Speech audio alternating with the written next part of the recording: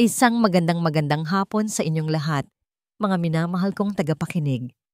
Muli, narito na naman ang inyong lingkod, handang magbukas ng isang panibagong aklat ng buhay, isang kwentong susubok sa tibay ng ating mga puso. Sabi nila, ang pinakamadilim na gabi ay nagluluwal ng pinakamaliwanag na umaga. Paano kung ang pag-asang matagal mo nang hinahanap ay nagtatago sa pinakaimposibleng lugar? Paano kung ang tanging makakakita nito ay isang pusong minsan naringing nung nabigo at nasaktan? Halina't pakinggan natin ang unang kabanata ng kwentong pinamagatang Hiraya Manawari. Ang marahan na pag-inggit ng dambuhalang bakal na tarangkahan ng Villa Amihan ang tila pumunit sa katahimikan ng buong paligid. Para kay Hiraya, ang tunog na yon ay hindi lang tunog ng bumubukas na pinto. Iyon ang tunog ng isang panibagong yugto. Isang yugto na pilit niyang pinagdarasal na maging mas maayos kaysa sa mga nauna. Mula sa kinauupuan niya sa loob ng isang lumang taxi, pinagmasdan niya ang lawak ng mansyon. Ang mga halamang nakapalibot ay perpekto, ang pagkakatabas. Ang damuhan ay tila isang malawak na berdeng karpet. Ngunit sa kabila ng lahat ng iyon, may isang kalungkutan na bumabalot sa hangin. Isang kalungkutang tila nanunuot hanggang sa mga pader ng bahay. Napalunok siya. Ito na yon, wala nang atrasan. Dito na po, ma'am, sabi ng trooper. Bahagyang sinisilip siya mula sa salamin. Salamat po, Manong. Habang kinukuha ang kanyang maliit na bag mula sa likuran, muli niyang sinulyapan ang mansyon. Villa Amihan. Isang pangalang maganda at mahangin, ngunit ang pakiramdam na ibinibigay nito ay kabaligtaran, mabigat at nakakapanikip ng dibdib. Isang kasambahay na may edad na ang sumalubong sa kanya sa pinto. Matapos ang ilang paunang tagubilin, dinala siya nito sa isang malawak na silid-aklatan kung saan daw naghihintay ang kanyang magiging amo, si Mr. Alon Bustamante. Ang bawat hakbang niya sa makintab at malamig na marmol na sahig ay tila may kaakibat na alingaw-ngaw. Ang mga pader ay napapalibutan ng matataas na estante ng libro at sa gitna ng silid, nakatayo ang isang lalaki, nakatalikod at nakatingin sa labas ng bintana. Mr. Bustamante? Tawag ni Hiraya sa mahinang boses. Dahan-dahan itong lumingon. Kung meron mang isang salitang makapaglalarawan sa mga mata ni Alon Bustamante sa sandaling iyon ay pagod. Pagod na tila mas malalim pa kaysa sa simpleng kakulangan sa tulog. May bakas ng pait at kalungkutan sa bawat sulok ng kanyang mukha. You're Hiraya Reyes, sabi nito. Hindi iyon tanong, kundi isang paglalahad. Ang boses niya ay kasing lamig ng sahig na kinatatayuan ni Hiraya. Opo, sir. Alam mo na ang magiging trabaho mo. Ang kailangan mo lang gawin ay sundin ang bawat utos at alituntunin sa bahay na ito. Ang yaya na namamahala sa anak ko ang magbibigay sa iyo ng mga detalye. Huwag kang gagawa ng kahit anong hindi ipinapagawa sa iyo. Maliwanag? Maliwanag po, sir.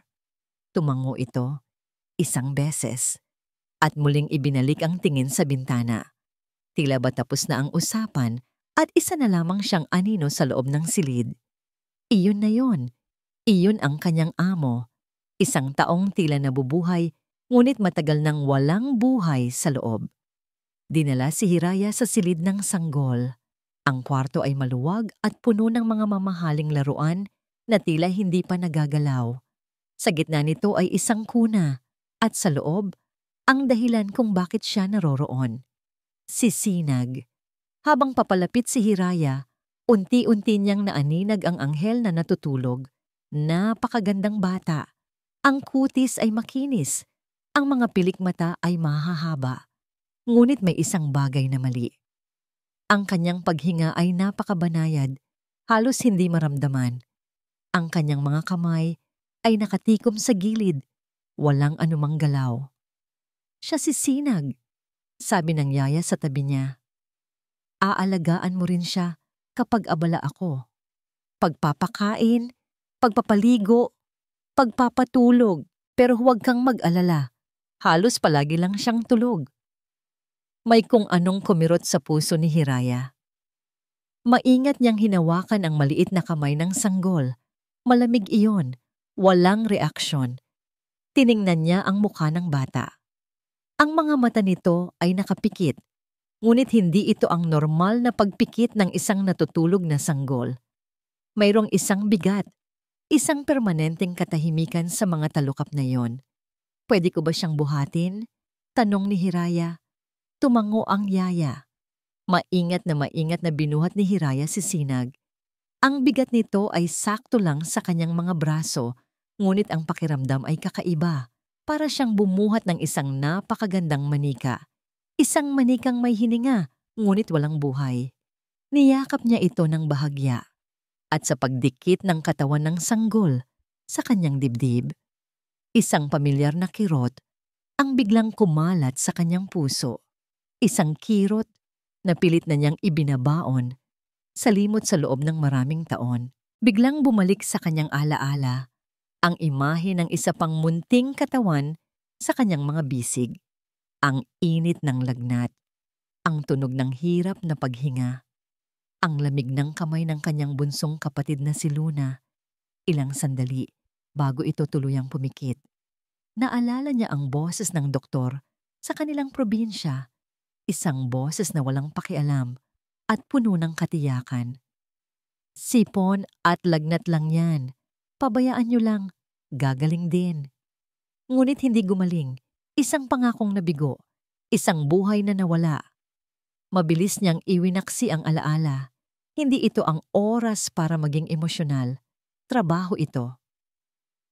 May rare condition si Sinag.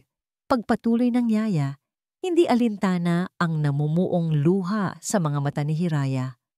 Ayon kay Dr. Gomez, ang pinakamagaling na espesyalista sa bansa, bulag daw ang bata at hindi tumutugon sa anumang stimuli. Kaya kailangan ng iba yung pag-iingat. May mga gamot at eye drops siyang kailangang inumin sa eksaktong oras. Tumango lang si Hiraya. Pilit na nilulunok ang bara sa kanyang lalamunan. Hinaplos niya ang malambot na buhok ni Sinag. Kawawa naman. Bulong niya sa sarili. Isang anghel na nakakulong sa sarili niyang katawan. Lumipas ang mga oras. Naging abala si Hiraya sa pag-aayos ng kanyang mga gamit at paglilinis ng ilang bahagi ng mansyon. Ngunit ang kanyang isip ay laging bumabalik sa tahimik na sanggol sa kuna. Nang dumating ang hapon, sinabihan siya ng yaya na oras na para paliguan si Sinag. Ito na ang una niyang totoong tungkulin sa bata. Sa banyo, maingat niyang inihanda ang maliit na batya na may maligamgam na tubig. Dahan-dahan niyang inilubog ang katawan ni Sinag habang ang isang kamay ay laging nakaalalay sa ulo at likod nito. Walang reaksyon, walang kahit anong paggalaw. Tila manhid ang bata sa pagdampi ng tubig sa balat nito. Alam mo, Sinag, mahinang sabi ni Hiraya, kahit alam niyang walang sasagot. Ang pangalan mo ay nangangahulugang Ray of Light, isang sinag ng pag-asa. Kahit hindi mo ako naririnig o nakikita, gusto kong malaman mo na hindi ka nag-iisa. Nandito na ako. Kumuha siya ng kaunting sabon na pambata at sinimulang basain ang ulo nito. Sa kanyang pag-iingat, isang maliit na bula mula sa sabon ang aksidenteng pumatak malapit sa kanang mata ni Sinag. Ay nako, natarantang bulong ni Hiraya sa sarili. Agad niyang kinuha ang basang bimpo para punasan ito sa takot na mahapdian ang mata ng sanggol. Ngunit bago pa man dumampi ang bimpo, may napansin siya. Isang bahagyang halos hindi makitang pagkurap ng talukap ng mata. Napatigil siya. Pinanlakihan ng mga mata. Guni-guni lang ba niya iyon? Isang ilusyon na dulot ng pag-aalala? Imposible. Sinabi ng lahat ng mga doktor ni Mr. Bustamante na ang batang ito ay hindi gumagalaw, hindi tumutugon. Ngunit habang maingat niyang pinupunasan ang bula, hindi niya maialis sa kanyang isipan ang imahe. Isang saglit na paggalaw sa isang mundong sinabing walang galaw. Isang kurap sa gitna ng walang hanggang pagpikit. Kinagabihan, hindi mapakali si Hiraya. Ang imahe ng pagkurap ng mata ni Sinag ay paulit-ulit na naglalaro sa kanyang isipan. Nakahiga siya sa kanyang maliit na kama sa servants' quarters, ngunit ang kanyang diwa ay nasa silid ng sanggol, nagtatanong, nag-iisip, nagdudut. Guni-guni ko lang yon, bulong niya sa sarili. Pilit na kinukumbinsi ang isip na tanggapin ang sinasabi ng lahat. Pagod lang ako, naninibago sa lugar. Ngunit may isang bahagi sa kanya, isang tinig na pamilyar, ang parehong tinig na sumigaw noon na may mali sa kapatid niya, ang nagsasabing hindi siya maaaring magkamali. Kinabukasan, mas naging mapagmasid si Hiraya. Bawat kilos niya sa paligid ni Sinag ay may kasamang matalas na pag-obserba. Hinintay niya ang pagkakataong mapaliguan muli ang bata. At sa pagkakataong ito, sinadya na niya. Nang may katiyakan na walang ibang nakatingin, kumuha siya ng napakaliit na bula ng sabon at maingat na idinampi malapit sa mata ni Sinag. At doon, nakita niya itong muli. Mas malinaw ngayon. Isang mabilis na pagkurap. Isang hindi maikakailang reaksyon. Hindi ito guni-guni. Ang kanyang puso ay nagsimulang tumibok ng mas mabilis. Ito ay isang sikretong tanging siya pa lang ang nakakaalam. Ngunit ano ang ibig sabihin nito? Bakit sinabi ng mga doktor na wala itong reaksyon? Ang kanyang atensyon ay napunta sa isang partikular na ritual na ginagawa ng punong yaya araw-araw, 3 beses sa isang araw, nang walang palya. Ang pagpapatak ng gamot sa mata. Bandang 9:00 ng umaga, habang nag-aayos siya ng mga lampin, nakita niyang pumasok ang yaya na si Aling Nida. Dala ang isang maliit na tray. Naroon ang isang maliit kulay kape na bote. Maingat nitong binuksan ang mga mata ni Sinag at nagpatak ng isang likido sa bawat isa. Napansin ni Hiraya ang isang bagay na hindi niya pinansin noon. Matapos ang pagpapatak, si Sinag, na palagi namang tahimik, ay tila mas lalong lumulubog sa isang mas malalim na estado ng kawalan. Ang banayad niyang paghinga ay tila lalo pang bumabagal. Ang kanyang buong katawan ay tila mas lalo pang nanlalambot, nawawalan ng anumang bahid ng tensyon. Ang pagdududa sa kanyang dibdib ay lumago. Naging isang dambuhalang halimaw ng pagkabalisa. Naghintay siya ng tamang tiyempo. Nang dumating ang tanghalian at si Aling Nida ay bumaba para kumain, alam ni Hiraya na ito na ang kanyang pagkakataon. Pumasok siya sa silid ni Sinag na may dalang pamunas, nagkukunwaring maglilinis. Nakatayo siya sa tabi ng kuna, nakikiramdam sa bawat tunog mula sa labas. Nang masiguro niyang walang tao, mabilis niyang kinuha ang bote ng gamot sa ibabaw ng mesa. Ang pangalan sa etiketa ay hindi pamilyar. Kinuha niya ang kanyang mumurahing cellphone, nanginginig ang mga kamay, at mabilis na kinuhanan ng litrato ang bote. Sinisigurong malinaw ang pangalan ng gamot at ang maliit na text sa ilalim nito. Ibinalik niya ang bote sa eksaktong pwesto nito, at sa pag-alis niya sa silid, nakasalubong niya si Alon Bustamante sa pasilyo. Nagtama ang kanilang mga mata sa isang saglit. Nakita ni Hiraya ang pamilyar na kalungkutan sa mga mata ng amo, isang kalungkutang tila salamin ng sarili niyang nakaraan. Mabilis siyang yumuko. "Sir?" Bati niya. Hindi ito sumagot. Nagpatuloy lang ito sa paglalakad, patungo sa silid ng anak nito. Tumayo si Alon sa may pinto. Pinagmasdan ang natutulog na si Sinag mula sa malayo. Hindi ito lumapit. Tila may isang hindi nakikitang pader sa pagitan ng mag-ama. Pagkatapos ng ilang sandali, tumalikod na ito at bumalik sa kanyang opisina. Dala-dala ang bigat ng buong mundo sa kanyang mga balikat. Nang gabing iyon, matapos ang lahat ng kanyang gawain, ikinulong ni Hiraya ang sarili sa kanyang kwarto. Binuksan niya ang litratong kinuha niya kanina. Maingat niyang in-encode ang pangalan ng gamot sa search engine ng kanyang telepono Ang kanyang puso ay kumakabog sa bawat letrang kanyang tinitipa. Ilang sandali ng paghihintay. At pagkatapos, lumabas ang mga resulta. Nanigas si Hiraya sa kanyang kinauupuan.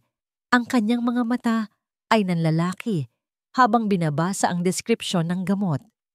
Hindi ito gamot para sa pagkabulag. Hindi ito lunas para sa anumang sakit sa mata. Ito ay isang potent sedative and neural inhibitor. Isang makapangyarihang pampakalma. Isang gamot na ginagamit noon para sugpuin ang sobrang aktibidad ng sistema ng nerbiyos. Isang lumang gamot na may maraming side effects, kabilang na ang induced state of unresponsiveness. Isang sapilitang estado ng kawalan ng reaksyon. Ang bote sa kanyang kamay ay hindi lunas. Ito ang lason. Ito ang kulungan. Napahawak si Hiraya sa kanyang bibig. Pinipigilan ng isang sigaw na gustong kumawala. Ang batang iyon ay hindi ipinanganak na manhid. Siya ay ginagawang manhid araw-araw, 3 beses sa isang araw. At ang taong nagreseta nito ay ang pinagkakatiwalaang doktor ng pamilya. Buong gabi, hindi pinatulog ng kanyang konsensya si Hiraya. Ang screen ng kanyang cellphone na naglalaman ng katotohanang natuklasan niya ay tila isang nagbabagang ulong-uling sa dilim ng kanyang silid. Ang bawat salita, sedative, neural inhibitor, unresponsiveness, ay parang mga dagang paulit-ulit na bumubulong sa kanyang tainga. Pinikit niya ang kanyang mga mata, ngunit ang imahe ni Sinag ang lumitaw. Isang sanggol na walang muwang, dahan-dahang nilalason ng gamot na dapat sana'y magiging lunas. Pagkatapos, ang imahe ay nagbago. Naging si Luna, ang kanyang maliit na kapatid, nahihirapang huminga. Ang mga mata ay nagmamakaawa. Habang siya'y nakatayo lang sa gilid, walang magawa, nagtitiwala sa isang doktor na nagkamali. Hindi na, bulong ni Hiraya sa kawalan. Isang pangako ang binitiwan niya sa puntod ni Luna. Isang pangakong hindi na niya hahayaang may mawalang buhay muli dahil sa kanyang pananahimik. Ngunit ang takot ay isang malamig na kamay na humahaplos sa kanyang batok. Paano kung magkamali siya? Paano kung tama ang doktor at siya, isang hamak na kasambahay, ay nagmamarunong lang? Mawawalan siya ng trabaho. Ang trabahong ito, ang tanging pag-asa niya para makapagsimulang muli. Ang takot na yon ay nakikipagbuno sa imahe ng 2 batang nakapikit, isang pumanaw na at isang nasa bingit ng panganib. Kinabukasan, nanaig ang determinasyon, nagplano siya. Hindi siya maaring basta-basta sumugod. Kailangan niya ng tamang panahon. Kailangan niyang kausapin si Mr. Bustamante nang sila'y lang 2. Malayo sa mga mata at tainga ng ibang kasambahay, lalo na ni Aling Nida. Ang pagkakataon ay dumating ng hapong iyon. Nakita niyang pumasok si Alon sa silid-aklatan at hindi na lumabas. Huminga siya ng malalim, pinakalma ang kumakabog na dibdib at naglakas loob na sumunod. Naabutan niya itong nakatayo sa harap ng isang malaking mesa, nakatingin sa isang nakakwadrong litrato. Isang babaeng may napakagandang ngiti. Si Amihan, sigurado siya. Ang nangiti nito ay puno ng buhay. Isang buhay na matagal nang wala sa mansyong ito. Sa isang saglit, nakita ni Hiraya hindi ang isang bilyonaryong amo, kundi ang isang lalaking wasak ang puso, nangungulila sa kanyang kabiyak. "Sir?" Dahan-dahan itong lumingon. Ang kalungkutan sa kanyang mga mata ay napalitan ng pamilyar na pagkalamig. "Anong kailangan mo?" "Pasensya na po sa abala, sir. May mahalaga po akong sasabihin. Tungkol po kay Sinag." Bahagyang kumunot ang noo nito, ngunit hinayaan siyang magpatuloy. Ito na yon. "Sir, alam ko pong mahirap paniwalaan at wala po akong karapatan, pero may napansin po ako." Nanginginig niyang panimula. Inilabas niya ang kanyang cellphone. Ito po yung gamot sa mata na pinapatak sa kanya araw-araw. Tiningnan ni Alon ang litrato, pagkatapos ay tumingin sa kanya, naghihintay. Nag-research po ako. Pagpapatuloy ni Hiraya, pinipilit na maging matatag ang kanyang boses. Sir, ang gamot na yan. Hindi po siya lunas sa anumang sakit sa mata. Isa po siyang uri ng sedative. Isang pampakalma na nagiging sanhi para hindi makagalaw o makatugon ang isang tao. Sa unang pagkakataon, nakita ni Hiraya ang isang bahid ng interes sa mga mata ni Alon. Tila pinoproseso nito ang kanyang mga sinabi. May kaunting pag-asa na sumibol sa puso ni Hiraya. Baka sakaling maniwala ito. Ano ang gusto mong palabasin? Tanong ni Alon. Ang boses ay mababa at seryoso. Sir, sisinag po. Tumutugon siya. Noong pinapaliguan ko po siya, kapag nadadampian ng bula yung mata niya, kumukurap po siya. Sir, sa tingin ko po, hindi siya bulag o manhid. Sa tingin ko po, ang gamot na bigay ni Dr. Gomez ang... Sa pagbanggit pa lang ng pangalan ng doktor, biglang nagbago ang lahat. Ang bahagyang interes sa mga mata ni Alon ay biglang naging isang nag-aapoy na galit. Ang kanyang mukha ay umigting at ang kanyang mga kamao ay kumuyom. Si Dr. Gomez? Umalingaw-ngaw ang boses nito sa loob ng silid-aklatan. Ang pinakamahusay na doktor sa buong bansa, ang taong sumubaybay sa asawa ko hanggang sa huling sandali. Siya ang kinu-question mo? Napaatras si Hiraya. Ang galit sa mga mata ng kanyang amo ay tila isang malaking alon na handa siyang lamunin. Sir, hindi po sa ganoon. Ang sinasabi ko lang po, baka sino ka para sabihin yan? Sigaw nito. Ang boses ay puno ng sakit at pagkasuklam. Ano ang alam mo? Nag-aral ka ba ng medisina? O baka naman mas magaling ka pa sa mga espesyalista? Hindi na nakasagot si Hiraya. Ang kanyang tapang ay biglang naglaho, napalitan ng takot at hiya. Kinuha ni Alon ang isang papel mula sa kanyang mesa at galit na iwinasiwas ito sa harap niya. Ito ang resulta ng lahat ng tests. Ito ang sabi ng siyensya. At mas paniniwalaan mo ang nakita mo sa internet kaysa dito? Hinagis nito ang papel sa sahig. Lumapit ito sa kanya, ang mga matay nagliliyab. Isa ka lang katulong. Ang trabaho mo ay sumunod, hindi magmarunong. Kung maririnig ko pa ang tungkol sa kalokohang ito, kahit isang beses pa, tanggal ka na sa trabaho. Naintindihan mo? Ang bawat salita ay parang isang sampal. Napayuko si Hiraya. Pinipigilan ang mga luhang nagbabadyang tumulo. Wala na siyang nagawa, kundi tumango.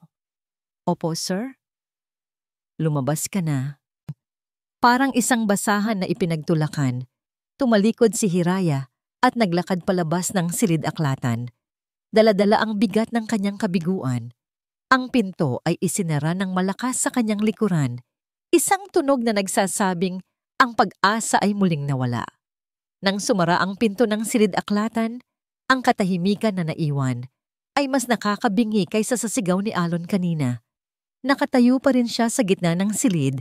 Ang kanyang paghinga ay mabilis at malalim. Ang kanyang mga kamao ay nakakuyom pa rin sa tindi ng galit. Sino siya sa akala niya? Bulong ni Alon sa sarili. Ang bawat salita ay may diin ng pagkasuklam. Isang katulong, isang babaeng walang alam, kundi maglinis at sumunod sa utos. Pero may lakas ng loob na questionin ang lahat. Pinulot niya ang papel na hinagis niya sa sahig. Ang opisyal na medical report ni Sinag. Binasa niya ulit ang mga salitang nakasulat doon. Mga salitang paulit-ulit na niyang kinabisa sa loob ng halos 1 taon. Severe congenital amaurosis, no pupillary light reflex, non-responsive to auditory and sensory stimuli.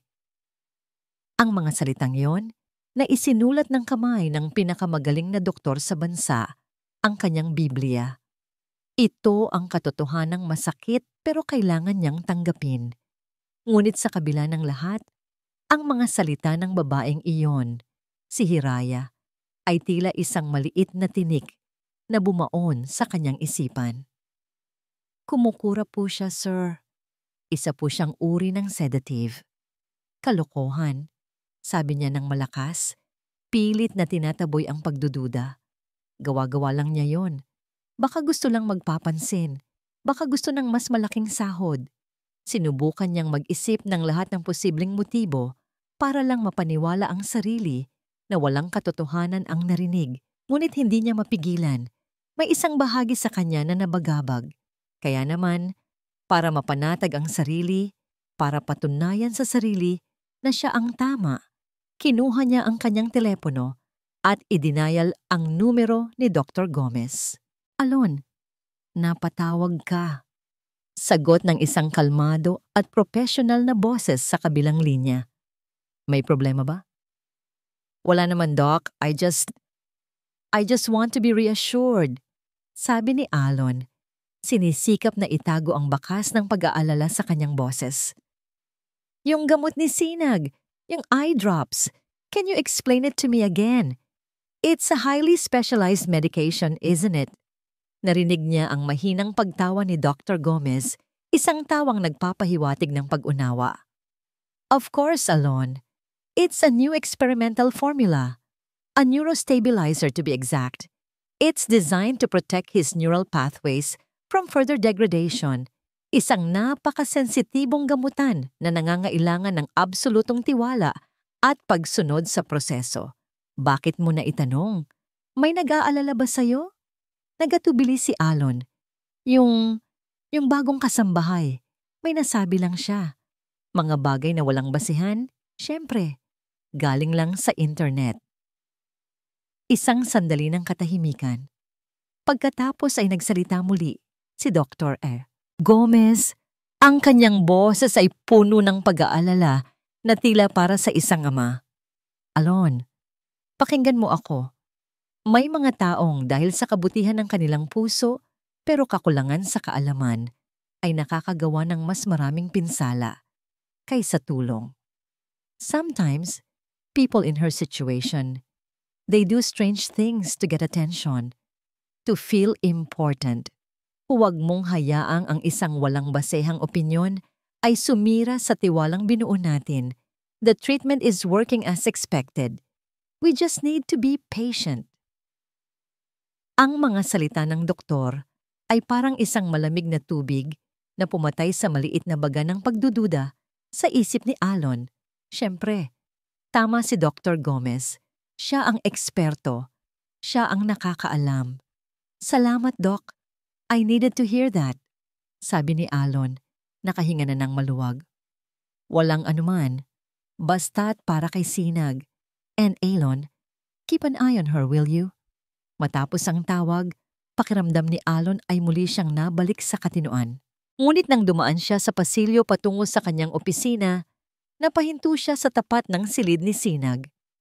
Ang pinto ay bahagyang nakaawang. Sumilip siya. Doon, nakita niya si Hiraya. Nakaupo ito sa isang silya sa tabi ng kuna. Hindi niya ito naririnig, ngunit nakikita niya ang paggalaw ng mga labi nito. Tila may kinakantang isang oyayi. Nakita niya ang paraan ng paghaplos nito sa buhok ng kanyang anak. Isang haplos na puno ng pag-iingat at tunay na pagmamahal. Walang bakas ng pagpapapansin, walang anumang masamang intensyon. Tanging isang dalisay na pagkalinga.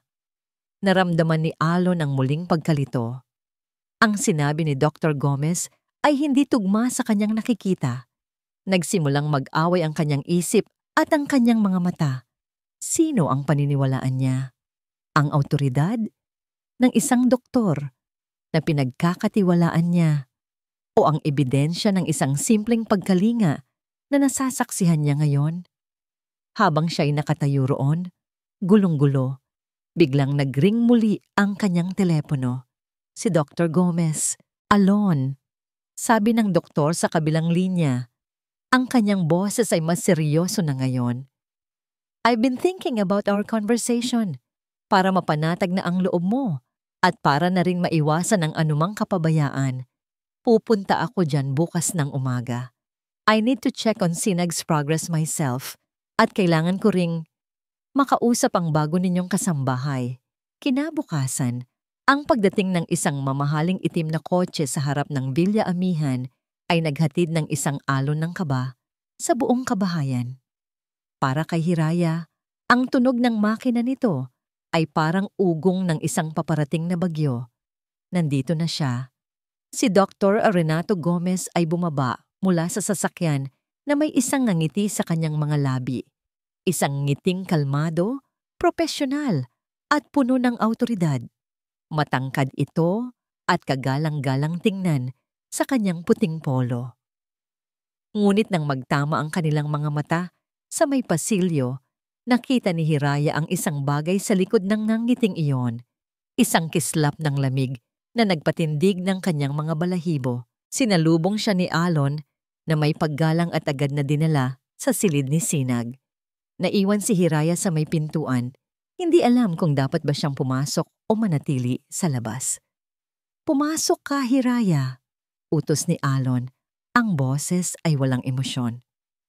"Para makita mo kung paano magtrabaho ang isang tunay na profesional." Ang mga salitang iyon ay parang maliliit na karayom na tumusok sa kanyang puso. Pumasok siya at tumayo sa isang sulok, parang isang aninong nanonood. Inilabas ni Dr. Gomez ang kanyang mga instrumento. Ang bawat galaw niya ay tiyak at puno ng kumpiyansa. Kinuha niya ang maliit na flashlight at sinilip ang mga mata ni Sinag. Ginamit niya ang kanyang stethoscope para pakinggan ang dibdib nito.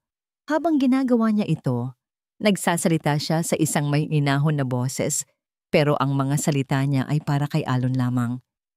As expected, the patient's vitals are stable. The neural activity is within the baseline we established, sabi ng doktor, habang marahang pinipindot ang tiyan ng sanggol. The sedative properties of the drops are ensuring that his system isn't overwhelmed. We are on the right track, Alon. Walang dapat ipag-alala. Tumingin si Alon kay Hiraya, isang tinging nagsasabing, "Nakita mo? Ito ang katotohanan." Pakiramdam ni Hiraya ay lumiliit siya sa kanyang kinatatayuan.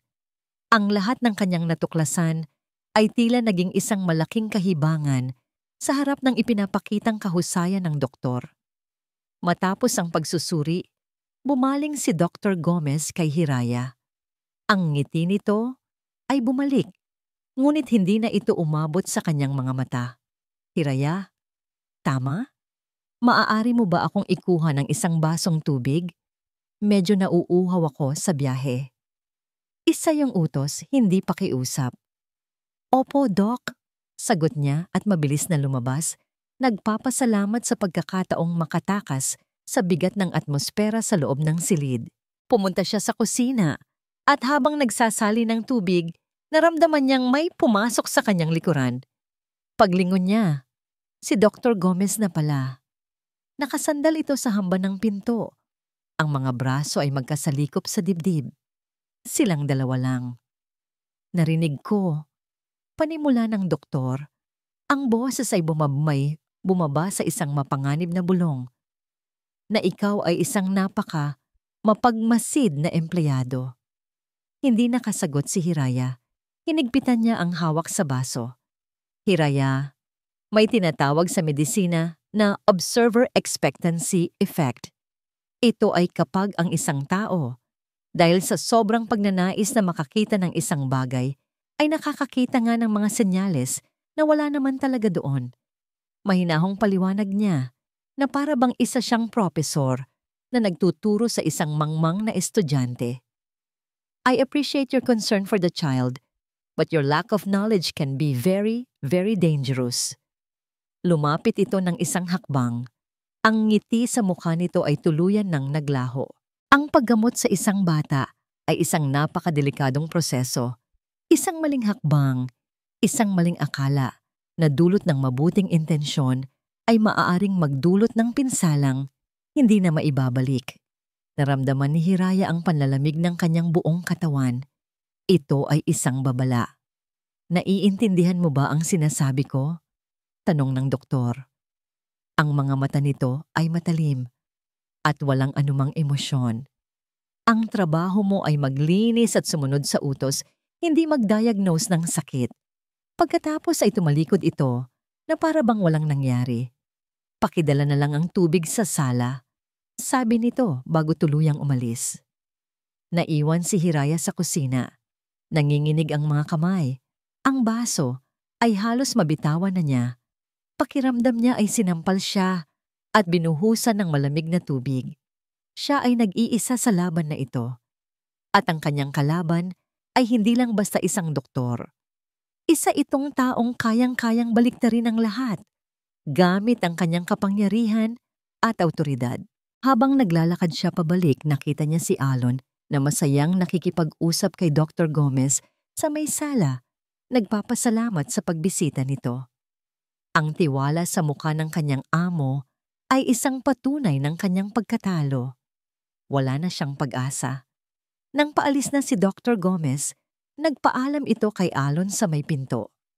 Ngunit bago ito tuluyang sumakay sa kotse, lumingon ito at nagsalita sa isang boses na sapat lang ang lakas para marinig ni Hiraya mula sa pasilyo. Alon, bantayan mo siyang mabuti. Minsan, ang kabaitang kulang sa kaalaman ay mas mapanganib pa kaysa sa tunay na masamang hangarin.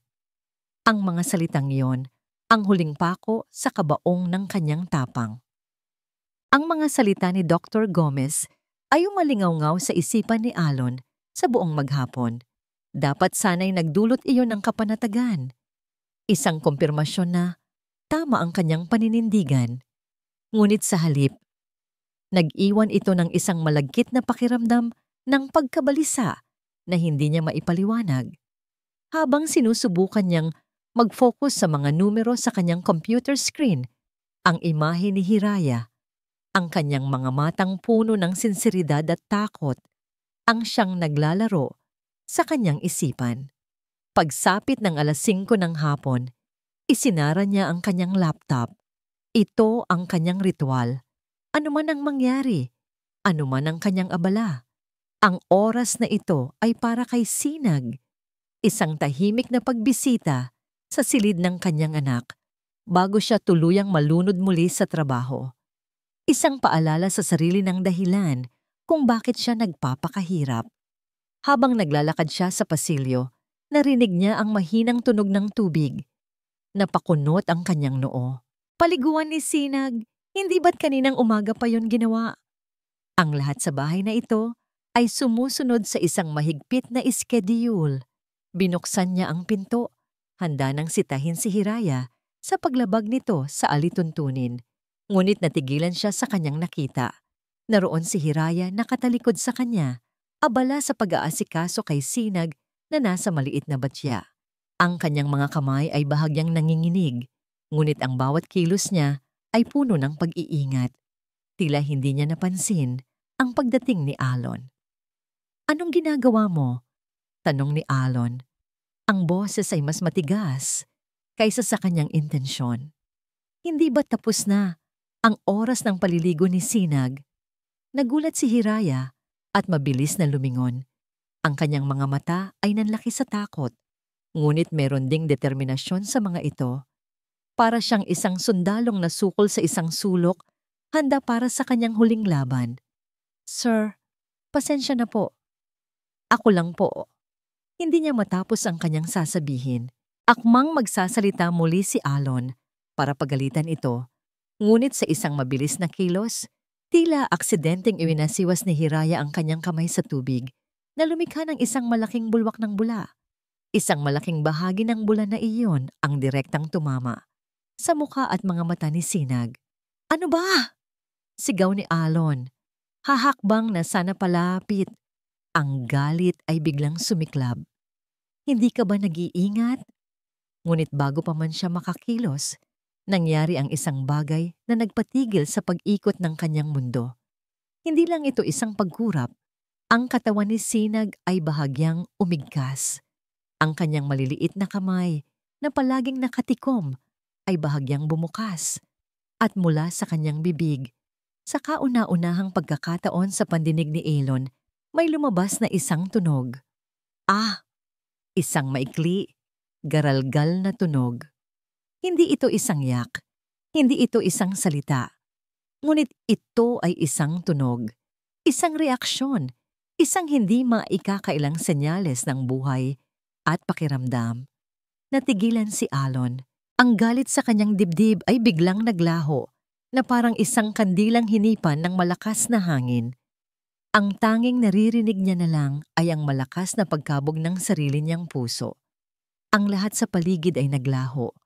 Ang tanging nakikita niya ay ang kanyang anak. Ang kanyang anak na sinabihan siyang manhid, bulag at walang pakiramdam. Nakakikitaan ng reaksyon. Ang mga salita ni Dr. Gomez, ang mga medical report, ang lahat ng kanyang pinaniwalaan sa loob ng 1 taon. Lahat ng yon ay nagsimulang gumuho sa kanyang isipan. Dahan-dahan niyang ibinaling ang kanyang tingin kay Hiraya. Nakita niya ang mga luha na dumadaloy sa mga pisngi nito. Ngunit ang mga mata nito ay nakatitig sa kanya, puno ng pagmamakaawa at pag-asa. Sa sandaling iyon, naintindihan ni Alon ang lahat. Hindi ito isang aksidente. Ito ay isang desperadong pagpapakita. Isang katotohanang pilit na isinasampal sa kanyang pagbubulag-bulagan. Ang pundasyon ng kanyang mundo ay nayanig. Ang katiyakang pinanghawakan niya ay biglang naging isang basag na salamin. Lumapit siya sa bateya. Ang kanyang mga tuhod ay tila nanghihina. Tinitigan niya ang kanyang anak na ngayon ay muling bumalik sa dati nitong katahimikan. Ngunit nakita niya, narinig niya. Tumingin siya kay Hiraya. Ang kanyang boses ay nanginginig at halos hindi marinig. Gawin mo ulit. Matapos ang pangyayari sa banyo, ang katahimikan sa pagitan nila ni Hiraya ay hindi na katahimikan ng amo at utusan. Ito ay isang katahimikang mabigat, puno ng mga tanong na hindi masabi at mga katotohanang nagsisimula ng lumitaw. Inutusan ni Alon si Hiraya na bihisan si Sinag at dalhin sa silid-aklatan. Nang makapasok sila, isinara ni Alon ang malaking pinto na gawa sa kahoy. Ang tunog ng pagsara nito ay tila isang senyales na ang anumang pag-uusapan nila sa loob ay mananatili lamang sa pagitan nilang dalawa. Sa kauna-unahang pagkakataon, hindi siya umupo sa kanyang malaking silya sa likod ng mesa. Sa halip, umupo siya sa isang sofa at itinuro ang katapat na upuan para kay Hiraya. Ang simpleng gesturang iyon ay nagpabago sa lahat. Magkapantay na sila ngayon. Ipaliwanag mo sa akin ang lahat, sabi ni Alon. Ang boses ay kalmado, ngunit may bakas pa rin ng panginginig. Mula sa simula, kinuwento ni Hiraya ang lahat. Ang una niyang pagdududa, ang kanyang obserbasyon sa botsafong, ang pagkuha niya ng litrato ng bote ng gamot, at ang kanyang natuklasan sa internet. Habang siya'y nagsasalita, hindi siya tiningnan ni Alon bilang isang nagmamarunong na kasambahay, kundi bilang isang testigo, isang tagapaghatid ng isang katotohanang pilit niyang iwinawaksi. Nang matapos si Hiraya, isang mahabang katahimikan ang namayani. Si Alon ay nakayuko, ang kanyang mga siko ay nakapatong sa kanyang mga tuhod, ang kanyang muka ay nakasubsob sa kanyang mga palad. Ang isipan niya ay isang malaking kaguluhan. Ang tiwala niya kay Dr. Gomez, ang kaibigan ng kanyang ama, ang doktor ng kanyang asawa, ang ninong ni Sinag, ay nagsisimulang magkaroon ng lamat. Ang bawat pagtitiwala niya, bawat desisyon na ginawa niya para sa kanyang anak ay biglang naging isang malaking tandang tanong. Kung totoo ang sinasabi mo, bulong ni Alon, hindi makatingin kay Hiraya. Kung totoo ito, anong klaseng ama ako? Hinayaan kong lasunin ang sarili kong anak sa mismong pamamahay ko. Nakita ni Hiraya ang pagguho ng isang lalaki sa kanyang harapan. Ang bilyonaryong malamig at walang pakialam ay naglaho at ang naiwan ay isang amang nasasaktan at nalilito. Lumapit siya, hindi bilang isang utusan, kundi bilang isang taong nakakaintindi sa sakit ng pagiging walang magawa. Hindi niyo po kasalanan, sir. Mahina niyang sabi. Nagtiwala po kayo. Ganoon din po ang ginawa ko noon. Ang pag-amin na iyon, ang pag-amin sa sarili niyang nakaraang kabiguan, ang siyang tila nag-ugnay sa kanilang dalawa. Inangat ni Elon ang kanyang mukha. Ang kanyang mga mata ay namumula. Anong gagawin natin? Tanong nito.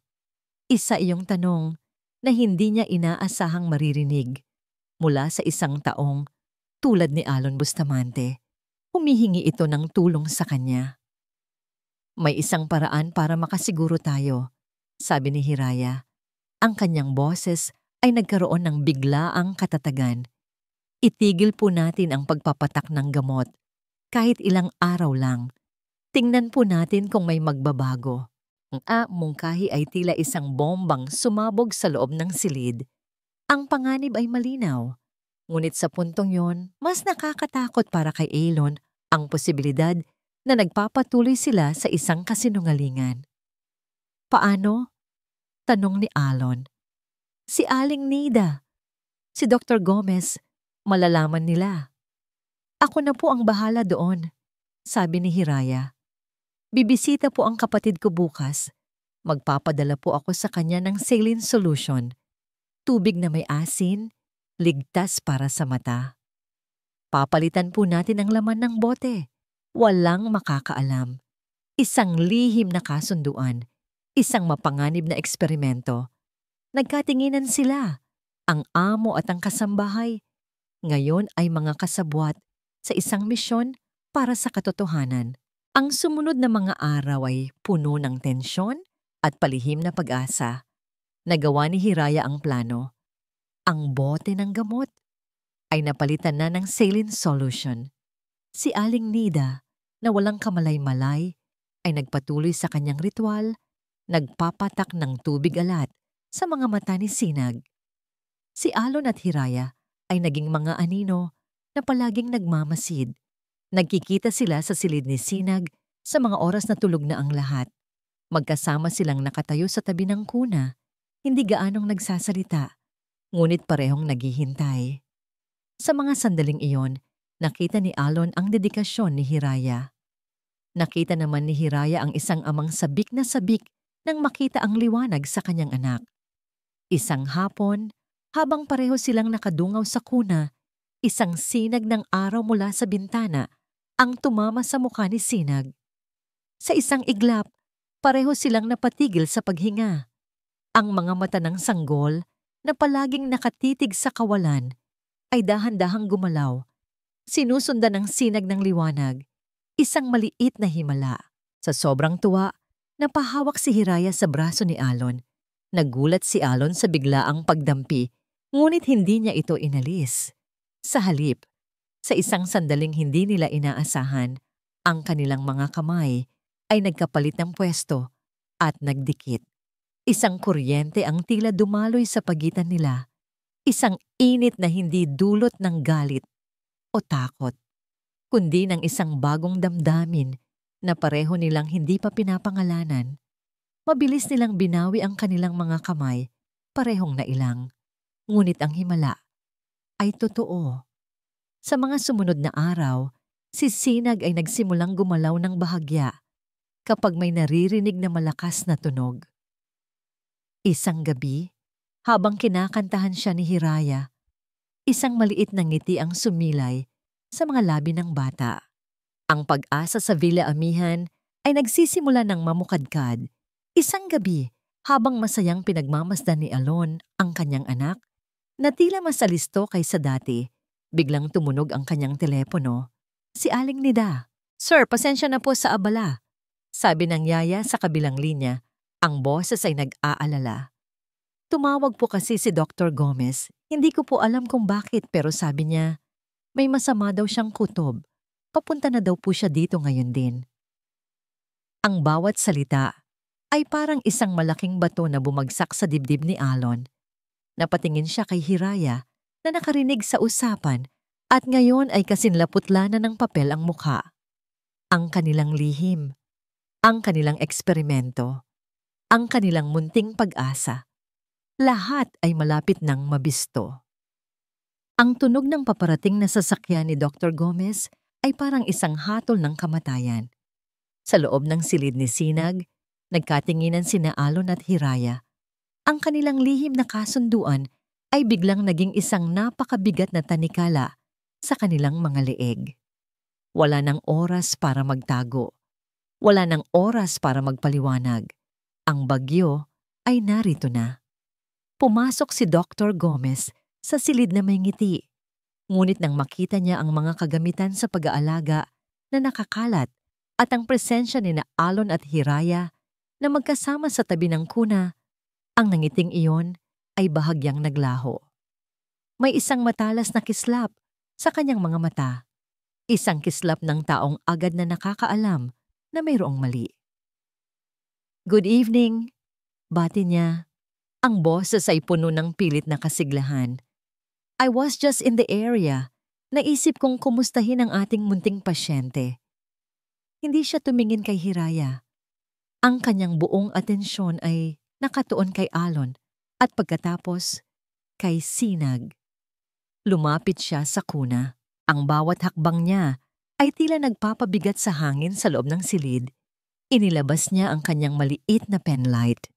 At nang itutok niya ito sa mata ni Sinag, lahat sila ay nakakita. Ang bahagyang pagliit ng itim ng mata ng sanggol. Isang reaksyon na hindi dapat naroroon. Nanigas ang panga ni Dr. Gomez. Ang kanyang propesyonal na maskara ay halos malaglag. Tumingin siya kay Alon. Ang kanyang mga mata ay naniningkit. May bahagyang pagtaas sa kanyang neurological response. "Interesting. Anong ginawa ninyo?" Si Alon, na hindi sanay magsinungaling, ay natigilan. Wala. Walang bago, Doc. The usual routine." Ngunit hindi tanga si Dr. Gomez. Tinitigan niya si Hiraya at sa tinging iyon, alam ni Hiraya na alam na ng doktor ang lahat. "Bigyan mo ako ng espasyo," sabi ng doktor. Ang kanyang boses ay naging malamig at may awtoridad. Kinuha niya ang kanyang stethoscope at muling sinuri si Sinag. "His heart rate is slightly elevated. The system is showing signs of agitation." Habang nakayuko siya sa sanggol, lumingon siya kay Alon. "Alon, pakikuha mo nga ang medical chart niya sa ibabaw ng cabinet sa opisina ko dito. I need to double-check the dosage records." Isang simpleng utos para ilayo si Alon. Nang tumalikod si Alon para kunin ang folder, nagsimula ang bangungot. Sa isang napakabilis at sanay na kilos, may kinuha si Dr. Gomez mula sa kanyang itim na bag. Isang maliit na hiringgilya na may lamang likido. "Ano yan?" Kinakabahang tanong ni Hiraya. "A vitamin boost." Mabilis na sagot ng doktor, hindi nakatingin sa kanya. Para pakalmahin ang sistema niya, baka na-overstimulate siya. Bago pa man makapalag si Hiraya, bago pa man niya matawag si Alon, itinusok na ng doktor ang karayom sa hita ng sanggol. Isang maliit na patak ng dugo ang lumabas. Nang bumalik si Alon, dala ang folder. Tapos na ang lahat. Ang hiringgilya ay nakatago na. Ang tanging ebidensya ay ang isang doktor na may kunwaring pag-aalala sa mukha. Sa una, walang nagbago. Ngunit paglipas ng ilang segundo, na parang isang walang hanggan, nagsimulang mangyari ang kinatatakutan ni Hiraya. Ang munting sinag ng buhay sa mga mata ni Sinag ay unti-unting namatay. Ang kanyang mga kamay, na bahagya ng nakabukas kanina, ay muling nanigas at nagsara. Ang kanyang paghinga ay bumagal, naging napakababaw, hanggang sa halos hindi na ito maramdaman. Ang sanggol na nagsisimula nang gumising ay muling ibinalik sa isang malalim, madilim na pagkakatulog. Ang pag-asa na kanilang inalagaan sa loob ng ilang araw ay pinatay sa harap mismo ng kanilang mga mata. At doon, nagsimula ang perpektong pag-arte ni Dr. Gomez. "Diyos ko!" Sigaw niya na para bang ngayon lang napansin ang pagbabago.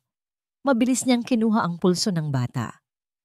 His pulse is dropping rapidly. Nagkakaroon siya ng anaphylactic shock. Nataranta si Alon. Ano? Paanong nangyari yan? Ang mga mata ni Dr. Gomez na puno ng huwad na pagkataranta ay biglang bumaling kay Hiraya. Isang tinging puno ng akusasyon. Siya!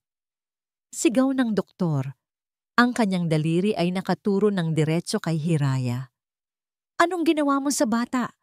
Anong ipinainom mo sa kanya habang nakatalikod ako? Napaatras si Hiraya, hindi makapaniwala sa kanyang naririnig.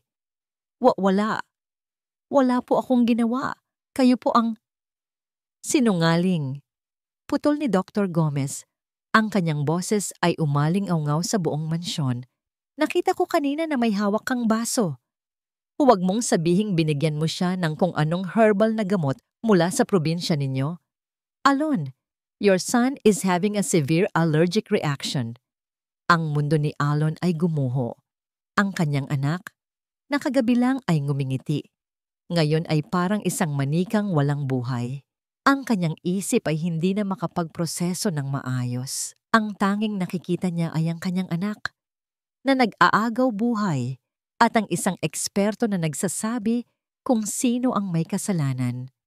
Ang lahat ng pagdududa niya kay Dr. Gomez ay naglaho, napalitan ng dalisay na takot at galit.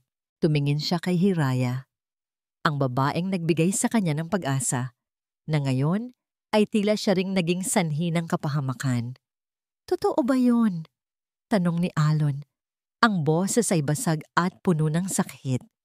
May ginawa ka ba sa anak ko? Hindi, sir. Maniwala po kayo. Wala po.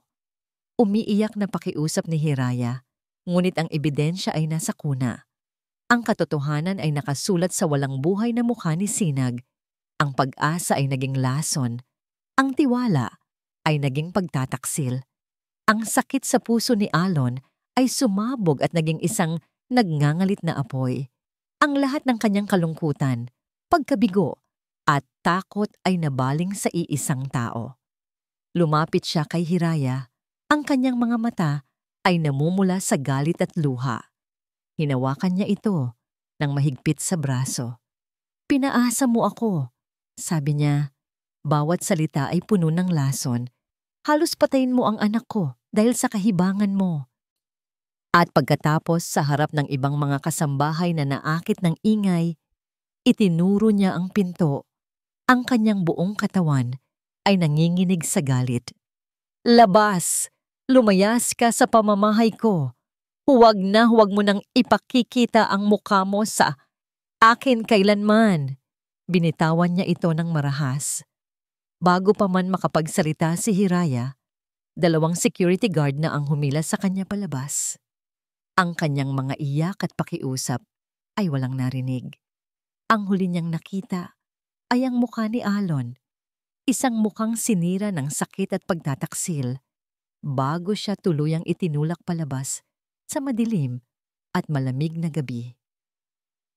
Ang mga oras matapos paalisin si Hiraya ay isang malaking dagat ng pagkataranta at pagsisisi para kay Alon, si Dr. Gomez, na ngayon ay tila isang bayani sa paningin ng lahat, ay nag-asikaso kay Sinag, nagbigay ng kung ano-anong antidote, at dahan-dahang inestabilize ang kalagayan ng bata hanggang sa bumalik ito sa dati, isang tahimik, walang reaksyon na sanggol sa loob ng kuna. Muntik na tayong mahuli, sabi ni Dr. Gomez kay Alon. Ang boses ay puno ng pag-aalala. Swerte tayo at nandito ako, Alon. Huwag mo nang sisisihin ang sarili mo. Ginawa mo lang ang sa tingin mo ay tama. Minsan, ang mga desperadong tao ay nakakagawa ng mga desperadong bagay. Tumangulang si Alon, ngunit ang kanyang isipan ay blanko. Ang tanging nararamdaman niya ay isang nakakabinging katahimikan at isang malalim na butas sa kanyang dibdib. Matapos umalis ng doktor, naiwan siyang mag-isa sa silid ng kanyang anak. Pinagmasdan niya si Sinag. Ang munting liwanag na nasilayan niya sa loob ng ilang araw ay tuluyan ng naglaho. Ang pag-asa ay naging abo. At siya, sa sarili niyang mga kamay, ang nagtaboy sa taong nagdala ng pag-asang iyon. Tama ang ginawa ko. Bulong niya sa sarili, paulit-ulit, na para bang ang pagbigkas sa mga salitang iyon ay gagawin itong totoo. Iniligtas ko ang anak ko. Tama ang ginawa ko. Kinabukasan, iniabot sa kanya ni Aling Nida ang bote ng gamot sa mata. Oras na po, sir. Kinuha ni Alon ang bote. Ang bigat nito sa kanyang palad ay tila kasing bigat ng buong mundo. Lumapit siya sa kuna. Binuksan niya ang mga mata ng kanyang anak. Ngunit habang inilalapit niya ang dropper, bigla niyang nakita ang mukha ni Hiraya sa kanyang isipan. Ang mga mata nitong puno ng luha, sumisigaw ng katotohanang hindi niya pinakinggan. Kumukura po siya, sir. Sir, maniwala po kayo sa akin. Ang kanyang kamay ay nagsimulang manginig. Tinitigan niya ang walang buhay na mga mata ni Sinag at pagkatapos, tinitigan niya ang likido sa loob ng dropper. Ito ba ay lunas o lason? Hindi niya kaya. Hindi niya magawa. Ibinalik niya ang bote sa mesa. Gawin mo na lang mamaya, sabi niya kay Aling Nida. Bago mabilis na tumalikod at umalis sa silid. Hindi niya kayang manatili doon. Hindi niya kayang harapin ang resulta ng kanyang pagtitiwala. Pumasok siya sa silid-aklatan at ikinulong ang sarili. Ang pagdududa na minsan na niyang pinatay ay muling nabuhay. Mas malakas, mas mapilit. Ang perpektong timing ni Dr. Gomez, ang biglaang allergic reaction, ang hiringgilya na hindi niya nakita, ngunit alam niyang nandoon. Lahat ay nagsimulang mag-ugnay-ugnay sa kanyang isipan na parang isang masalimuot na palaisipan. Sa isang sulok ng silid, nakita niya ang kwarto na tinuluyan ni Hiraya. Dahil sa pagmamadali, naiwan itong bukas, pumasok si Alon. Ang silid ay simple at malinis. Sa ibabaw ng maliit na mesa, may isang bagay na naiwan, isang luma at kupas na kwaderno. Dahil sa isang hindi maipaliwanag na puwersa, binuklat niya ito. Ito pala ay isang lumang diary. Ang mga sulat ay luma na. Sulat ng isang mas batang Hiraya. Binasa niya ang isang pahina. Namatay si Luna kanina. Sabi ng doktor, trangkaso lang. Sabi niya, huwag mag-alala. Pero alam kong may mali.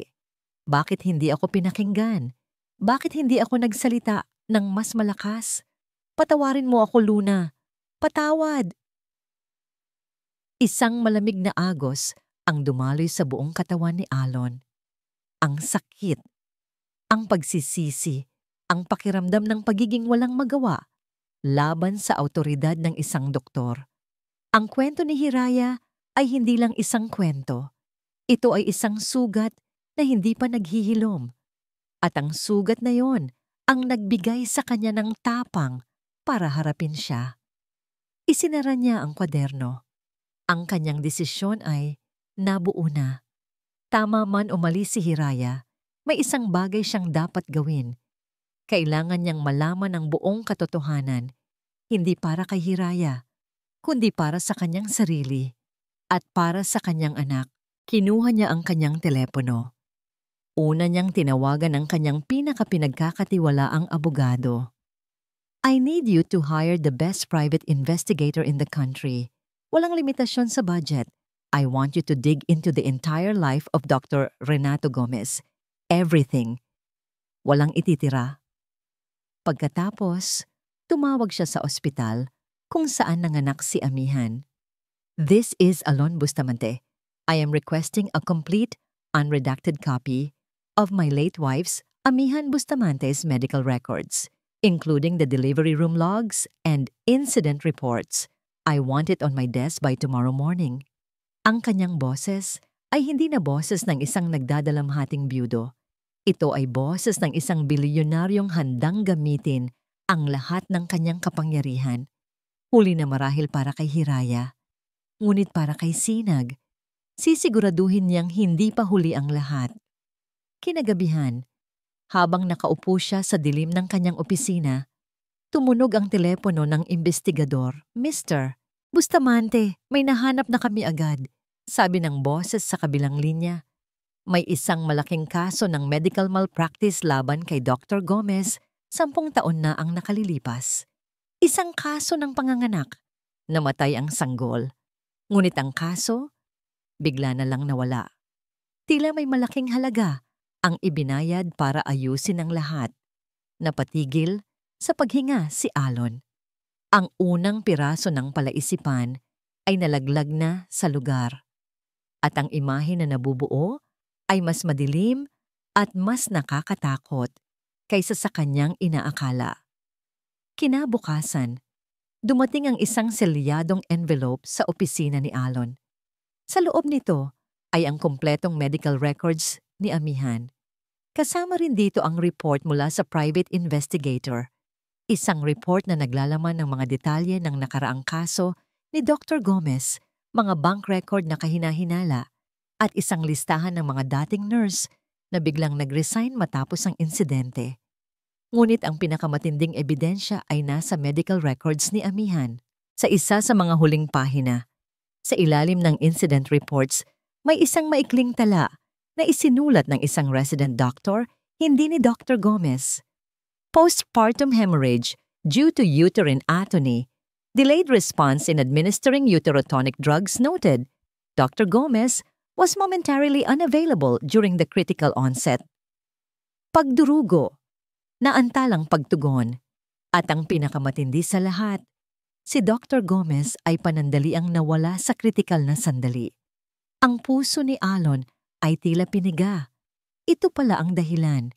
Hindi lang ito pagkakamali. Ito ay kapabayaan.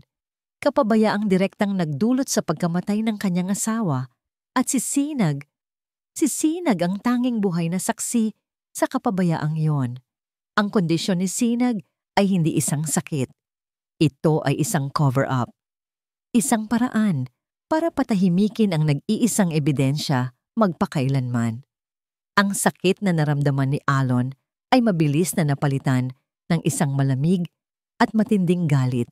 Isang galit na hindi niya pa naramdaman sa buong buhay niya. Tumawag siya sa opisina ni Dr. Gomez. Ang kanyang boses ay kalmado.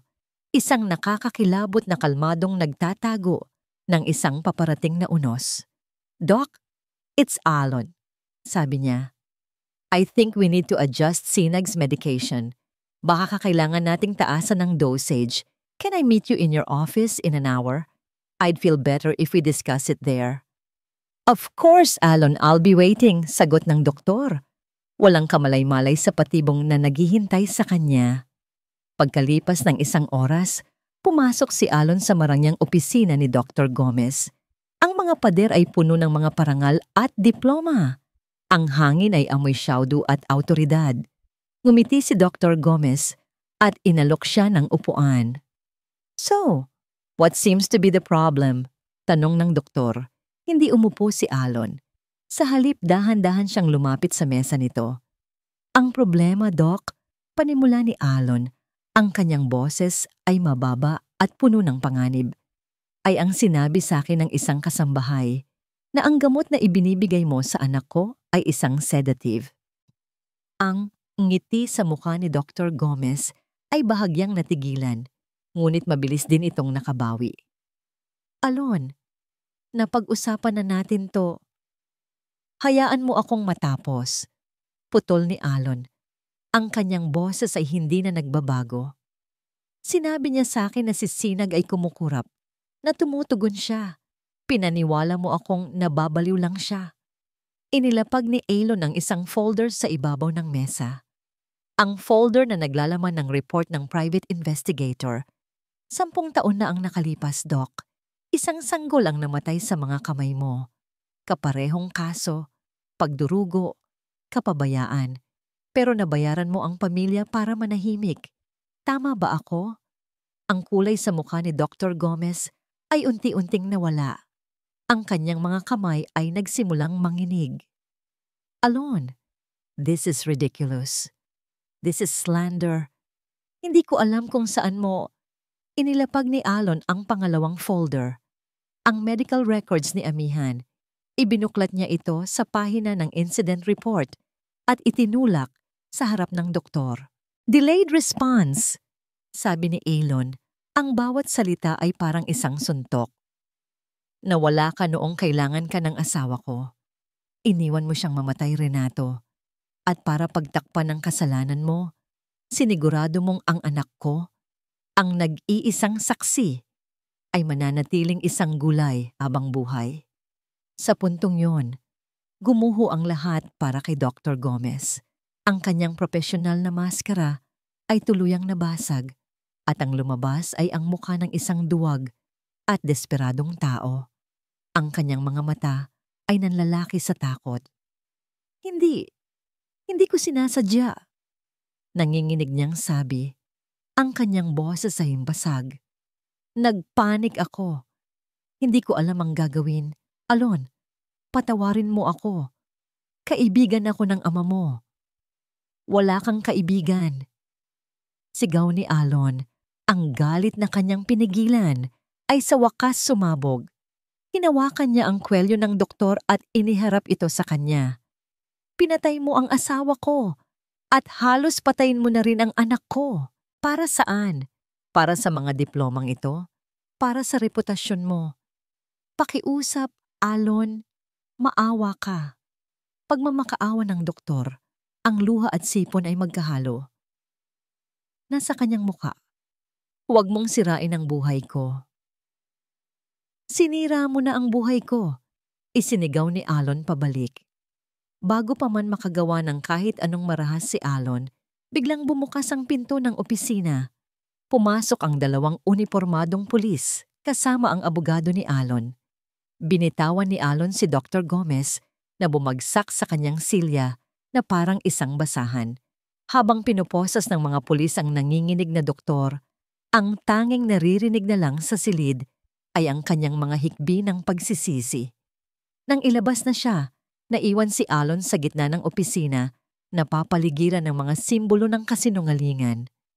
Ang kanyang katawan ay nanginginig, hindi na sa galit, kundi sa sakit at sa bigat ng katotohanan kanyang natuklasan.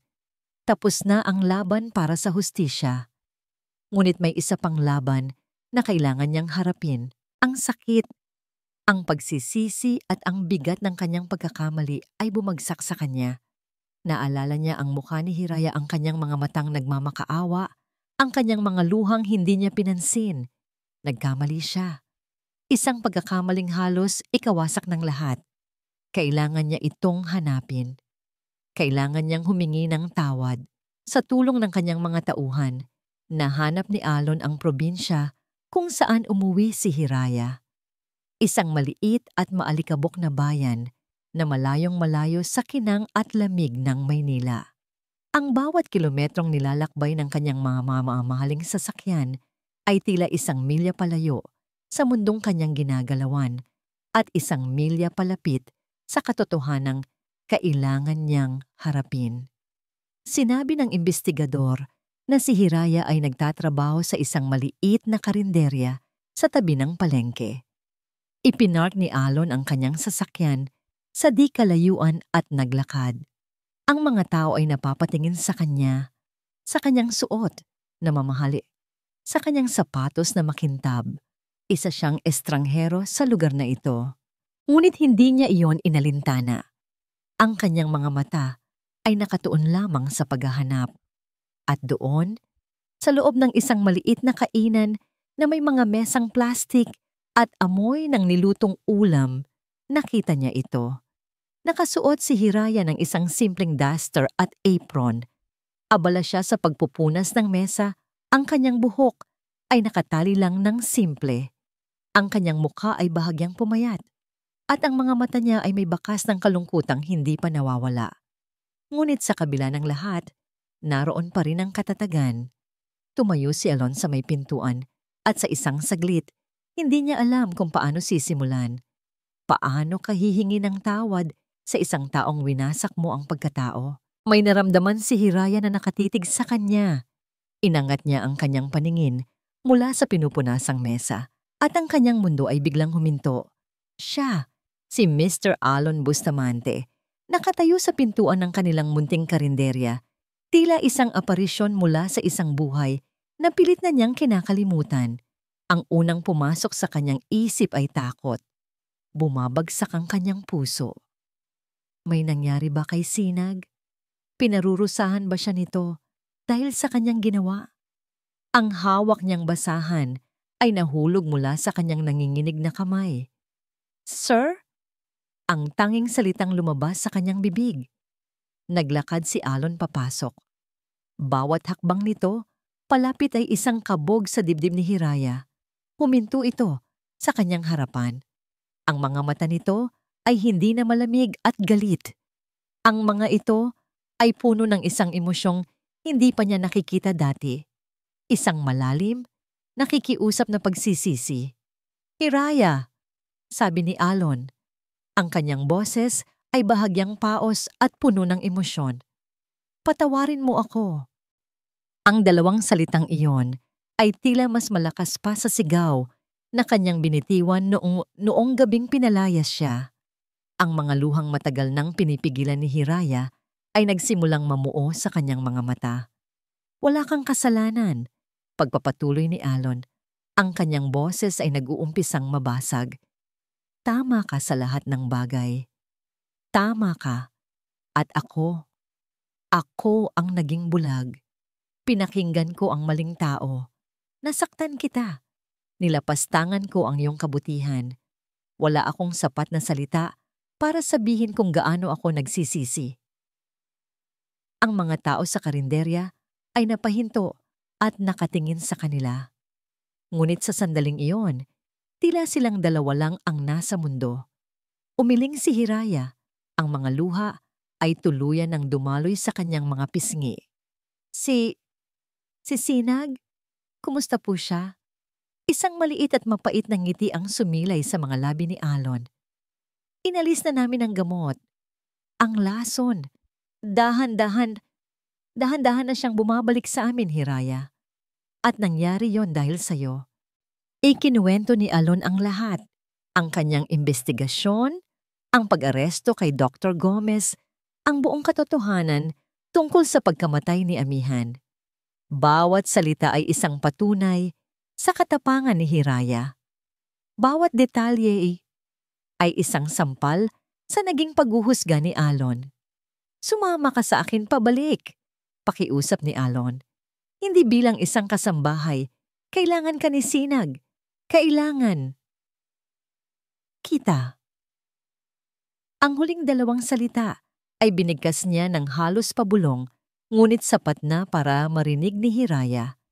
Tumingin si Hiraya sa paligid, sa maliit na karinderya, sa buhay na binalikan niya. Pagkatapos ay tumingin siya kay Alon, ang lalaking minsan niyang kinatakutan, na ngayon ay nakatayo sa kanyang harapan, hubad ang kaluluwa at humihingi ng kapatawaran. Ang kanyang puso, na minsan nang nadurog, ay nagsimulang makaramdam ng paghilom. Ang pagbabalik ni Hiraya sa Villa Amihan ay ibang-iba sa kanyang unang pagdating. Ang mga kasambahay ay sumalubong sa kanya na may paggalang at hiya. At si Alon, hindi na siya iniiwan. Nang pumasok si Hiraya sa silid ni Sinag, ang eksena ay isang milagro.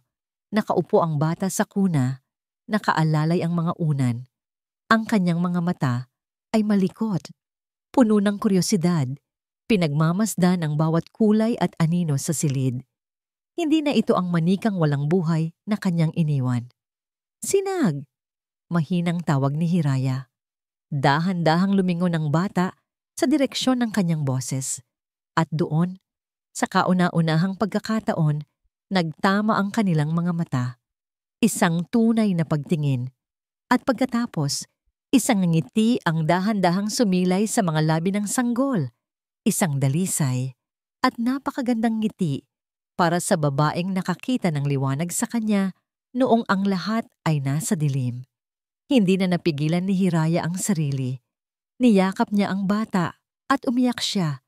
Isang iyak ng tagumpay, pasasalamat, at purong kaligayahan. Sa likod niya, pinagmamasdan sila ni Alon, at sa kauna-unahang pagkakataon, Mula nang mamatay si Amihan, isang tunay na ngiti rin ang sumilay sa kanyang mga labi. Ang mga sumunod na linggo ay isang montage ng paggaling. Si Sinag, sa ilalim ng pag-aalaga nilang dalawa, ay mabilis na humabol sa kanyang paglaki. Nagsimula siyang gumapang. Nagsimula siyang tumawa ng malakas. Ang dating tahimik at malungkot na Villa Amihan ay napuno ng tunog ng buhay. Isang gabi, habang pinapatulog nila si Sinag, nagkasabay sila sa pag-ayos ng kumot ng bata. Ang kanilang mga kamay ay muling nagdikit. Ngunit sa pagkakataong ito, walang sino man ang bumawi. Tumingin si Elon kay Hiraya. Ang kanyang mga mata ay puno ng isang damdaming matagal na niyang itinatago. Hiraya, sabi niya, noong una kang dumating dito, ang hinahanap ko ay isang himala mula sa siyensya. Hindi ko alam na ang himalang kailangan ko pala ay ikaw. Hinawakan niya ang kamay nito ng mas mahigpit. Binigyan mo ng liwanag ang anak ko. Binigyan mo ng liwanag ang buhay ko. Hayaan mo naman ako naman ang maging liwanag sa'yo. Ilang buwan ang lumipas, maganda ang panahon at nasa hardin sila ng Villa Amihan, naglalaro. Si Sinag, na ngayon ay nakakatayo na habang umaalalay sa isang silya, ay masayang pinapalakpak ang kanyang mga kamay. Tumingin ang bata kay Hiraya na nakangiting nag-aabang sa kanya. Itinuro nito ang kanyang maliit na daliri sa kanya. Hi. Ang unang salitang binitiwan ni Sinag, ang pangalan niya. Napuno ng luha ang mga mata ni Hiraya, habang si Alon naman ay napuno ng paghanga. Ang kanilang paglalakbay ay hindi pa tapos, ngunit ang pinakamadilim na gabi ay tuluyan ng natapos. Isang taon ang lumipas. Ang Villa Amihan ay hindi na isang mansyon ng kalungkutan, kundi isang tahanan ng tawanan. Ang mga dating madilim na pasilyo ay napuno na ng mga laruan at ng mga maliliit na yapak ng isang batang masigla at malusog. Ang unang kaarawan ni Sinag ay isang masayang selebrasyon. Naroon ang mga taong tunay na nagmamahal sa kanila. Habang pinapanood ni Hiraya si Alon na masayang karga-karga ang kanilang anak, na ngayon ay isa ng bibo at malikot na bata, napuno ng pasasalamat ang kanyang puso. Ang lahat ng sakit, lahat ng takot, lahat ng luha, lahat ay may katumbas na kaligayahan. Isang hapon, ilang araw matapos ang kaarawan, nagpunta silang tatlo sa isang lugar na parehong mahalaga sa kanila. Una, huminto sila sa sementeryo kung saan nakahimlay si Amihan. Si Elon, hawak ang kamay ni Hiraya sa isang kamay at karga si Sinag sa kabila, ay tumayo sa harap ng puntod ng kanyang yumaong asawa. Inilapag ni Hiraya ang isang palumpon ng puting bulaklak. Amihan, mahinang sabi ni Alon, maraming nagbago. Gusto kong malaman mo na masaya na kami at alam kong ikaw ang nagpadala sa kanya sa amin. Tumingin siya kay Hiraya. Ang kanyang mga mata ay puno ng pagmamahal. Salamat. Salamat sa pagbabantay sa amin. Hindi ito isang pamamaalam, kundi isang pagpapasalamat. Isang pagkilala na ang pag-ibig ay maaaring magbago ng anyo, ngunit hindi ito kailanman nawawala. Pagkatapos, naglakbay sila patungo sa maliit na sementeryo sa probinsya ni Hiraya. Tumayo sila sa harap ng isang maliit at simpleng puntod na may pangalang Luna. Ito ang unang beses na bumalik si Hiraya dito na walang bigat sa kanyang dibdib. Lumuhod siya at hinaplos ang pangalan. Ibinaba ni Alon si Sinag at ang bata, sa kanyang pagiging inosente, ay naglagay ng isang maliit na bulaklak na kanyang pinitas sa ibabaw ng puntod. Luna, bulong ni Hiraya, ang kanyang boses ay puno ng kapayapaan. Natupad ko na. Nakapagligtas ako ng isang buhay. Patawad kung natagalan. Sana kung nasaan ka man, masaya ka na rin. Tumayo siya. Sinalubong siya ng isang yakap mula kay Alon. Sa sandaling iyon, ang nakaraan nilang dalawa, ang kanilang mga personal na trahedya at kabiguan, ay tuluyan ng naghilom. Hindi na sila 2 taong wasak na nagtagpo, kundi isang pamilyang buo na handang harapin ang hinaharap. Ang huling tagpo ng kanilang araw ay sa isang dalampasigan sa Sansinag. Ang pangalan ng bayang minsan ay naging simbolo ng kadiliman para sa kanila. Ngayon ay naging isang lugar ng bagong simula. Habang papalubog ang araw, pininturahan nito ang kalangitan ng kulay kahel at rosas. Naglalakad sila sa dalampasigan. Ang kanilang mga paa ay nilalaro ng mga alon. Sa gitna nila ay si Sinag, masayang tumatakbo. Ang kanyang halakhak ay sinasabayan ng tunog ng dagat. Huminto si Alon at niyakap si Hiraya mula sa likuran habang sabay nilang pinapanood ang kanilang anak. Hiraya manawari, bulong ni Alon sa kanyang tainga. Napangiti si Hiraya. Naway matupad ang iyong mga pangarap. Natupad na, sagot ni Alon. Ikaw at siya, kayo ang pangarap na hindi ko alam na kailangan ko pala. Humarap si Hiraya sa kanya at tinitigan siya sa mga mata. Ang pagmamahal na naroon ay kasing lalim at kasing lawak ng karagatan sa kanilang harapan. Dahan-dahan, sa ilalim ng papalubog na araw, ang kanilang mga labi ay nagtagpo. Isang halik na selyo ng lahat ng kanilang pinagdaanan at isang pangako ng lahat ng magagandang bagay na darating pa. Si Hiraya ang babaeng dumating na may dalang pangarap para sa sarili. Si Alon ang lalaking nawalan ng pag-asa. At si Sinag ang batang naging sinag ng liwanag para sa kanilang dalawa. Magkakasama sa dalampasigan ng Sansinag, natagpuan nila ang kanilang walang hanggan. At dito po nagtatapos ang ating kwento. Isang kwentong nagpapatunay na ang tunay na pag-ibig at hindi natitinag na pag-asa ay may kapangyarihang maghilom. Kahit ang pinakamalalim na sugat, ang aral ng kwento para sa atin ngayong hapon ay simple lamang. Huwag tayong matakot na magtiwala sa ating mga puso. Minsan, ang katotohanang hindi nakikita ng mga mata ay kayang-kayang maramdaman ng isang pusong nagmamahal at nagmamalasakit. Kahit sa pinakamadilim na sandali, laging may isang sinag ng liwanag na naghihintay. Kailangan lang nating itong hanapin o minsan, hayaan itong hanapin tayo. Maraming salamat po sa inyong muling pagsama at pakikinig. Sana po ay may napulot kayong aral at inspirasyon sa kwento ni Alon, Hiraya at Sinag. Kung meron po kayong mga saloobin o komento, huwag po kayong mag-atubiling i-share sa ibaba. Anong uri po ng kwento ang gusto ninyong marinig sa susunod? Hindi dito nagtatapos ang ating paglalakbay. Marami pa pong kwentong kasing ganda at mas puno ng aral dito sa aming channel. Kung nagustuhan nyo ang kwentong ito, i-like, i-share sa pamilya at mga kaibigan, at mag-subscribe na rin para lagi kayong updated sa mga susunod pa naming kwento. I-click nyo ang notification bell para kayo ang unang makarinig kapag may bago kaming upload. Pagpalain po kayo ng Panginoon, kayo at ang inyong buong pamilya. Hanggang sa muli.